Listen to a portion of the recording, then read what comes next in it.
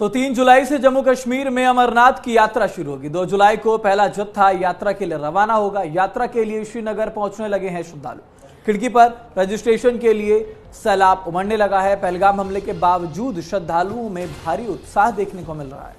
बिल्कुल, तो 3 जुलाई से अमरनाथ यात्रा शुरू होने वाली है और इसी को लेकर तमाम तैयारियां चल रही थी। सुरक्षा के इंतजामात किए गए थे।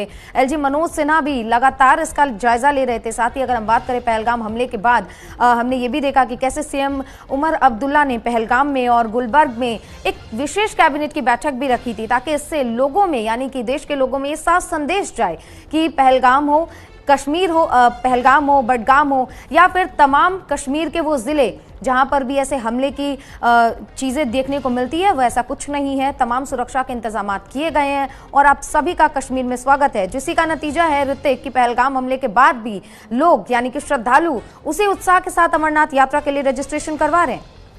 बिल्कुल, कि जब पहलगाम हमला हुआ था सुचित्रा, तो साफ तौर पर इस बात का अंदाजा भी लगाया जा रहा था कि अमरनाथ यात्रा पर कहीं ना कहीं प्रभाव पड़ेगा इसका, और श्रद्धालु यहां पर आने से कतराएंगे, क्योंकि बीते दिनों में हमने देखा था अभी एक बार फिर से इस तरह की जो मुठभेड़ है वो आतंकी और सुरक्षाकर्मियों के बीच देखने को मिली थी। लेकिन श्रद्धालुओं के मन में जो उत्साह है, जो उनके मन की आस्था है, वो ऐसे छोटी मोटी गतिविधियों से नहीं टूटती। और ऐसे में अमरनाथ यात्रा को लेकर एक बड़ा अपडेट और देते अपने दर्शकों को कि इस बार अमरनाथ यात्रा को पूरी तरह से हेलीकॉप्टर फ्री जोन किया गया, यानी कि इस बार जो उड़ानें हैं वो नहीं होंगी। साफ तौर पर मौसम, क्योंकि अमरनाथ यात्रा के लिए एक बहुत बड़ा चैलेंज बना हुआ था, तमाम जगहों पर देखा गया था। चारधाम यात्रा में कई हेलीकॉप्टर्स क्रैश हुए हैं, उसके मद्देनजर इस बार अमरनाथ में हेलीकॉप्टर्स की उड़ान नहीं भरी जाएगी।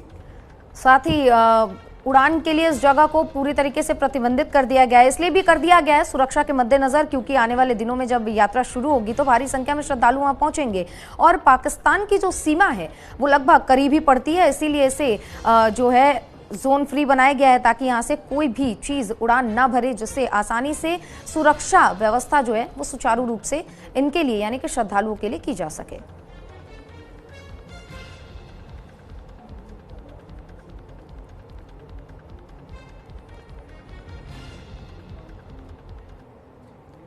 तो देखिए, 3 जुलाई से अमरनाथ की यात्रा शुरू होने जा रही है, जिसको लेकर लाखों जो श्रद्धालु हैं उन्होंने अमरनाथ की सुरक्षा को देखते हुए मल्टी लेयर सिक्योरिटी अरेंजमेंट्स किए हैं। सरकार की तरफ से ये सब किया गया है। इसको लेकर न्यूज इंडिया के संवाददाता दीपांकर गुप्ता ने मौके का जायजा लिया है। क्या कुछ हुआ है आपको दिखाते भी हैं और सुनवाते भी हैं। अमरनाथ यात्रा की शुरुआत कल सुबह से हो जाएगी।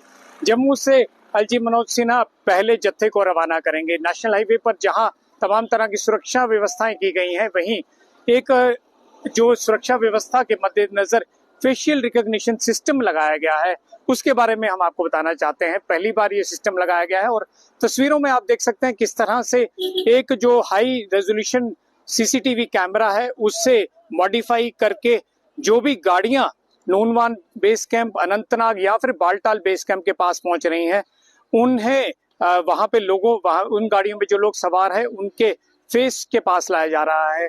ये बेसिकली जो आप देख रहे हैं, ये एक मॉडिफाइड वर्जन है सीसीटीवी कैमरास का, और इसमें साथ में पीछे एक हूटर लगा हुआ है और एक तार भी आप देख रहे हैं जो पीछे बैकअप सिस्टम के साथ जुड़ी हुई है।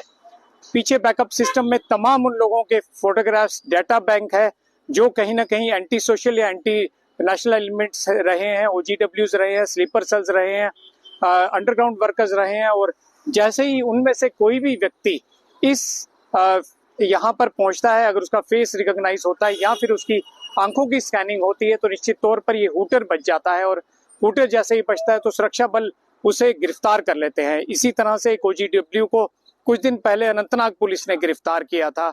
ये सिस्टम इसलिए इंस्टॉल किया गया है ताकि कोई भी ऐसा व्यक्ति जो किसी भी तरह से खलल डालने या कोई एक नापाक मंसूबा लेकर आया है वो कामयाब ना हो सके।